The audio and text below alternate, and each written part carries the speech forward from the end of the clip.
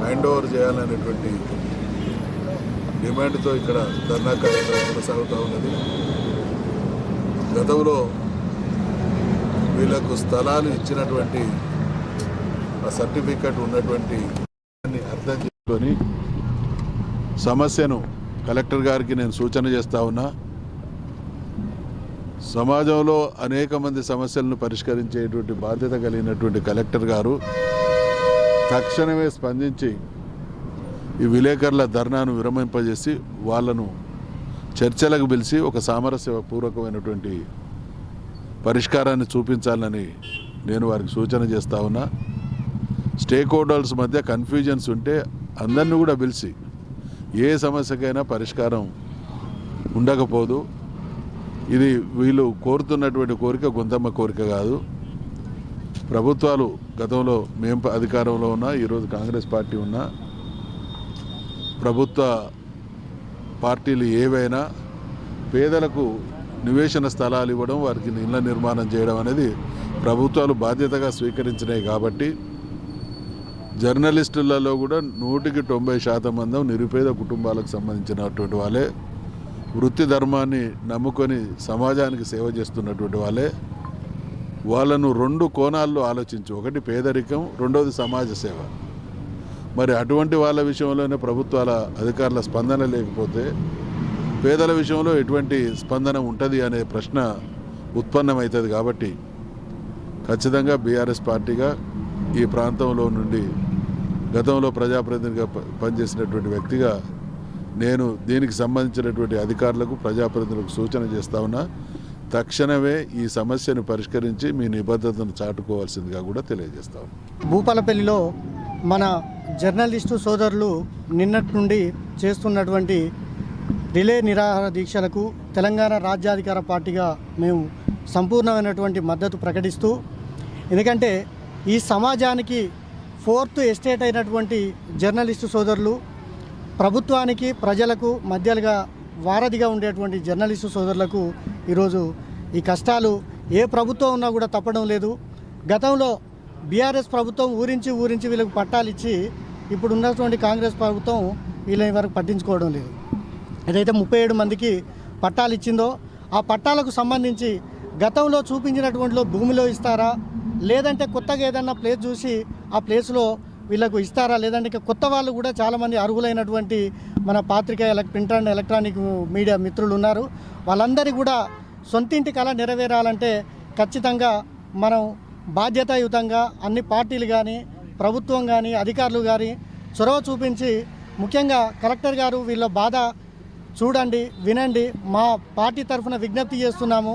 వెంటనే వీళ్ళకి కేటాయించినటువంటి 37 మందికి ఎవరైతే పట్టాలు ఇచ్చారో వాళ్ళకి వెంటనే ఒక ప్లేస్లో భూమి చూపించి మంజూరు చేయండి. లేదంటే ప్రస్తుతం ఇచ్చినటువంటి భూమిలో అక్కడ ఉన్నటువంటి 20 వర్గాలను పిలిచి సామరస్యంగా వీళ్ళకి కేటాయించినటువంటి భూమిని వీళ్ళకి ఇవ్వాలని మేము డిమాండ్ చేస్తూ ఉన్నాం. వీళ్ళు చాలనటువంటి పరిస్థితులు, కనీసం బండ్లే కూడా పెట్రోల్ పోసుకునేటువంటి పరిస్థితి ఉంది ఈరోజు మనకు జర్నలిస్టుల పరిస్థితి. వీళ్ళకు కనీసం సొంతింటి కళ నెరవేరాలంటే అందరి బాధ్యత ఉంది. ఎందుకంటే వీళ్ళు ఈ పార్టీ ఆ పార్టీ అని కాకుండా అందరి కోసం నిస్వార్థంగా పనిచేస్తున్నటువంటి జర్నలిస్టు సోదరులు. వీళ్ళ తరఫున అందరం పోరాడాల్సినటువంటి బాధ్యత ఉంది. ముఖ్యంగా జిల్లాలో ఉన్నటువంటి అన్ని పార్టీలకు పిలుపునిస్తూ ఉన్నా. వీళ్ళకు మద్దతుగా అందరు ఇక్కడ కూర్చుందాం రండి. వీళ్ళ సమస్య సాల్వ్ అయ్యేంత వరకు కూడా తెలంగాణ రాజ్యాధికార పార్టీ ఖచ్చితంగా వీళ్ళు ఎన్ని రోజులు ఇక్కడ పోరాటాలు చేస్తే వాళ్ళ పోరాటాలకు మద్దతుగా ఖచ్చితంగా నిలబడతా ఉంది. వీళ్ళ కళ సాకారం అంతా అయ్యేంత వరకు కూడా నేను కానీ, మా తీన్మార్ మల్లన్న, మా తెలంగాణ రాజ్యాధికార పార్టీ వీళ్ళకు 100% మద్దతుగా నిలబడి వీళ్ళ కళ సాకారం అయిన రోజు మేమే అక్కడ వీళ్ళకి కావాల్సినటువంటి ఏర్పాటు చేస్తామని మీకు అందరికీ హామీ ఇస్తూ, ఖచ్చితంగా కలెక్టర్ గారు, ఎమ్మెల్యే గారు వీళ్ళకు ఉన్నటువంటి సమస్య, ఎందుకంటే ఈ 2 సంవత్సరాలు అయిపోయిన ఇంకో సంవత్సరం అయితే వీళ్ళకు మీరు ఇచ్చినటువంటి పట్టాలు కూడా చెల్లవు. కాబట్టి వెంటనే స్పందించి, ఇప్పుడు రాబో స్థానిక సంస్థల ఎన్నికలు వస్తున్నాయి. అవి సర్పంచ్ ఎలక్షన్లు 2 నెలలు జరుగుతాయి. ఆ తర్వాత ఎంపీటీసీ, జెడ్పీటీసీ ఎలక్షన్స్ కూడా ఉంటాయి. కనుక ఈలోపు 6 నెలల సమయం అయిపోతే మళ్ళీ వీళ్ళని పట్టించుకునే నాదుడే ఉండడు. వెంటనే ఈ యొక్క ప్రక్రియ వేగవంతం చేసి వీళ్ళకు పట్టాలు మంజూరు చేయాలని తెలంగాణ రాజ్యాధికార పార్టీగా నేను డిమాండ్ చేస్తూ ఉన్నాను. కేంద్రంలో ఉన్నటువంటి 37 మంది జర్నలిస్టులకు గత 2 సంవత్సరాల క్రితం పట్టాలు ఇవ్వడం జరిగింది.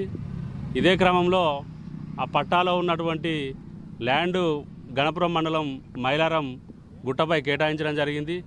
అప్పటి నుండి అప్పుడు జరిగిన క్రమంలో వెంటనే ఎలక్షన్ కోడ్ రావడం, దాంతో స్థలం కేటాయింపులో జాప్యం జరిగింది.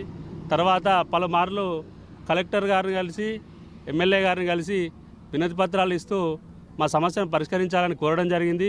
ఇదే క్రమంలో గత 2 రోజుల క్రితం కూడా తెలంగాణ వర్కింగ్ జర్నలిస్ట్ ఫెడరేషన్ ఆధ్వర్యంలో కూడా 37 మందితో పాటు ఇంకా ఉన్నటువంటి జర్నలిస్ట్ అందరికీ కూడా ఇళ్ల స్థలాలతో పాటు ఉన్న సమస్యలను నెరవేర్చాలని కోరడం జరిగింది. ఇక విధిలేని పరిస్థితుల్లో ఇంకా మరో 2-3 రోజుల్లో ఎలక్షన్ కోడ్ రాబోతుంది. గతిలేని పరిస్థితులలో మా సమస్య తీర్చాలనే ఉద్దేశం కొద్దీ సమిష్టిగా యూనియన్లకు అతీతంగా మేము ఇక్కడ రిలే నిరాహార దీక్షలు చేపట్టింది.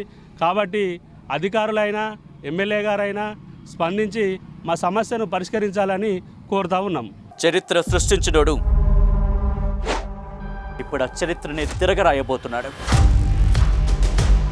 అబద్ధాల గోడల్ని బద్దలు కొట్టి నిజాలను రాగా మీ ముందుంచబోతున్నాడు. నిజమైన వార్తల కోసం వెంటనే డౌన్లోడ్ చేసుకోండి రా యాప్ని.